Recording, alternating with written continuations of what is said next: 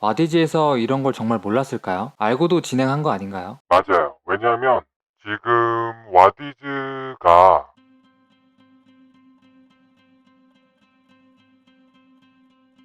죄송합니다. 사망이 옵니다. 와디즈는 왜 제품과 업체의 검수를 제대로 하지 않아서 피해자들을 만드는 걸까요? 와디즈는 스스로 플랫폼의 펀딩을 중개하는 중개자라는 걸 강조합니다. 그리고 와디즈는 중개를 해주는 것에 대한 수수료인 중개 수수료를 가져갑니다. 그리고 또 펀딩이 많이 모이면 모일수록 와디즈가 가져가는 수수료도 많아집니다. 그렇기 때문에 와디즈에서는 중개를 많이 할수록 그리고 높은 금액이 펀딩될수록 더 많은 수수료를 가져가게 됩니다. 회사는 이익을 내야 하고 이익을 내기 위해선 더 많은 제품들의 중개를 해야 하기 때문에 심사의 기준이 있어도 점점 허술하게 관리가 되고 있던 건 아닐까 생각됩니다. 그렇다면 피해가 많은데도 피해가 지속되었던 이유는 무엇일까요? 그 많은 피해자들은 왜 가만히 있는 걸까요? 제가 봤을 때 이유는 이렇습니다. 피해자들은 거의 소시민이고 펀딩에 모여있는 금액은 크지만 크라우드 펀딩의 특성상 개개인으로 나누고 보면 각 개인의 피해는 엄청나게 큰 것은 아닙니다. 대부분의 개인별 피해는 10에서 20만원 안쪽이기 때문에 각 개인이 그 정도의 피해로 실제 고소 같은 걸 진행하는 것이 쉽지는 않았을 겁니다. 거의 항의 정도로 끝나버리고 대부분 피해자들은 똥 밟았다 생각하고 지나갈 수밖에 없습니다. 그렇기 때문에 와디즈는 사기치는 업체들과 계속 공존하면서 몇 억씩 꿀 빨 수 있었던 겁니다. 어떤 또라이가 고소당할 것 감수하고 자신들을 폭로하기 전까진 말입니다. 네,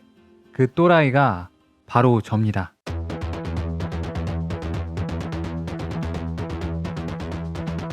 와디즈에는 비밀 아닌 비밀이 있습니다. 와디즈는 과연 이 많은 제품들에 문제가 있었다는 걸 정말 몰랐을까요? 제 영상들의 댓글에는 이런 댓글들이 간간히 달렸습니다. 왜 업체 사장 실명은 공개되고 그걸 승인해준 공범 와디즈 MD는 뒤에 숨어 있나요? 이 사람들도 꼭 조명되어야 합니다. 이 사람들이 승인해줘야 저 물건도 팔 수 있는 겁니다. 저게 타오바오 건지 와디즈 MD는 몰랐을까요? 이 정도 되면 와디즈가 더 문제임. MD들이 저걸 모를 수가 있나? 물론 업체들도 잘못이 있지만 근본적인 문제는 와디즈입니다. 과연 업체들이 문제점이 있는 걸 와디즈 측에서 전혀 몰랐다고 할 수 있을까요? 네, 모를 리 없죠. 설사 진짜 몰랐다면 그 MD는 MD로서 자격이 없는 거죠. 그리고 그런 MD를 통해서 펀딩을 승인해준 와디즈의 잘못도 있는 겁니다. 저 같은 일반인도 찾을 수 있는 문제점들을 몰랐다는 것 자체가 말도 안 됩니다. 어쩌면 와디즈는 지금까지 이렇게 해왔고 이렇게 해와도 큰 문제가 생기지 않았기 때문에 이런 식의 펀딩을 지속해왔던 것 같습니다. 그리고 와디즈가 펀딩 제품들의 검토를 허술하게 했던 이유가 또 있었습니다. 이건 제가 확보한 와디즈의 약정서입니다. 와디즈에서 펀딩을 하기 위해선 꼭 이 약정서에 서명을 해야 합니다.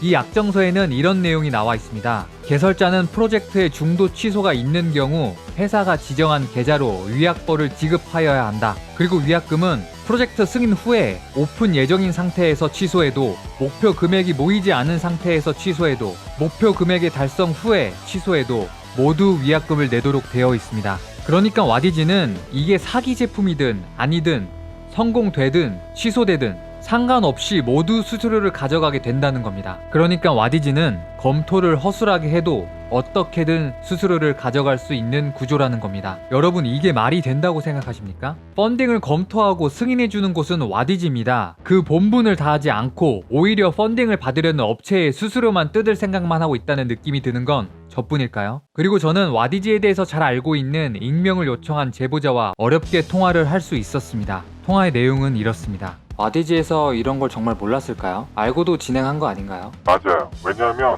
지금 와디즈가 내년에 코스닥 등록을 목표로 하고 있어요. 그러다 보니까 조금 무리수를 두면서라도 매출을 많이 올리려고 그래요. 그러니까 이제 사실 와디즈 입장에서는 중간 입장이라고는 하는데 와디즈에서도 나와서 실제 유통업자들에게 교육을 해요. 그런 내용을. 그래서 이제 교육을 해주는데 가능하면 뭐 이제 그런 거죠. 합법과 불법 다 어쨌든 이어도 펀딩을 지원을 해라. 진행을 해라. 그러면서 자기들이 직접 관여하지 않았다는 것처럼 발을 빼죠. 그러니까 빠져나갈 구멍을 만들어 놓고 유통업자들한테 그렇게 얘기를 하고 유통업자들이 들어와서 판매를 할 수 있도록 하는 거예요. 직접적으로 말은 안 하지만 그런 부분들을 어느 정도 허용하겠다 라는 어떤 뉘앙스를 풍긴다는 거죠. 그렇죠. 정리하자면 이렇게 지금까지 중국 제품을 속여서 판매하는 것을 암묵적으로 허용해왔다는 겁니다. 오히려 와디즈에서 펀딩을 하는 업체들에게 그렇게 해도 된다고 종용했을지도 모른다는 겁니다. 뛰는 놈 위에 나는 놈이 있다고 하잖아요. 와디즈는 사기치는 놈 위에 삥 뜯는 놈이 있었다 라고 해야 할까요? 물론 이 제보자의 말처럼 실제로 와디즈에서 종용했는지에 대한 정확한 사실관계는 확인할 수가 없습니다. 그러나 지금까지의 와디즈의 행태를 보면 충분히 그러고도 남을 것 같다는 생각이 듭니다. 이런 제품들 솔직히 모를 수가 없잖아요. 와디즈가 괜찮아 하면서 승인해놓고 사건이 터지니까 취소시켜버리면서 위약금을 청구한다면 사기를 친 업체는 당연히 잘못했지만 업체 입장에서는 이것 또한 억울하지 않을 수 없을 것 같습니다.